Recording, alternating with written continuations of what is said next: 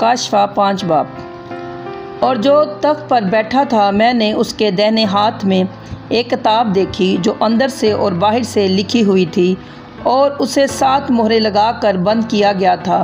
फिर मैंने एक ज़ोरदार फरिश्ते को बुलंद आवाज़ से ये मुनादी करते देखा कि कौन इस किताब को खोलने और उसकी मोहरें तोड़ने के लायक है।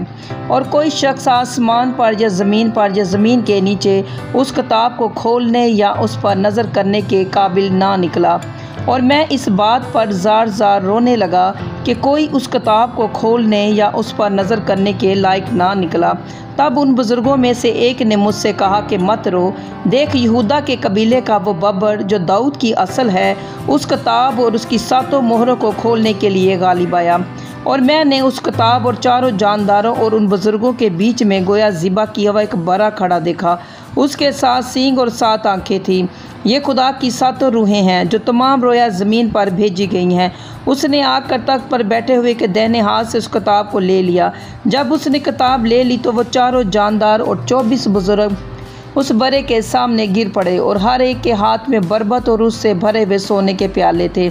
ये मुक़द्दसों की दुआएं हैं। और वो ये नया गीत गाने लगे कि तू ही इस किताब को लेने और उसकी मोहरें खोलने के लायक है, क्योंकि तूने ज़िबा होकर अपने खून से हर एक कबीला और अहले ज़ुबान और उम्मत और कौम में से खुदा के वास्ते लोगों को ख़रीद लिया और उनको हमारे खुदा के लिए एक बादशाही और काहिन बना दिया, और वो ज़मीन पर बादशाही करते हैं।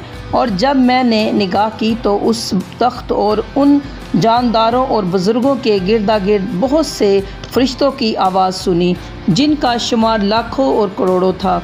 और वो बुलंद आवाज़ से कहते थे कि ज़िबा किया व बरा ही कुदरत और दौलत, हिकमत और ताकत और इज़्ज़त और तमजीद और हमद के लायक है। फिर मैंने आसमान और ज़मीन के नीचे की और समंदर की सब मखलूक़ात को, यानी सब चीज़ों को जो उनमें है, ये कहते सुना कि जो तख्त पर बैठा है उसकी और बरे की हमद और इज़्ज़त और तमजीद और सल्तनत अब्दुल्लाबाद रहे। और चारों जानदारों ने आमीन कहा और बुज़ुर्गों ने गिर कर सजदा किया। आमीन। कलाम मुक़द्दस की और वीडियो देखने के लिए हमारे YouTube चैनल को सब्सक्राइब करें और बेल के बटन पर जाकर नोटिफिकेशन को ऑन करें कि ऐसी और वीडियो की नोटिफिकेशन आपको मिल सके।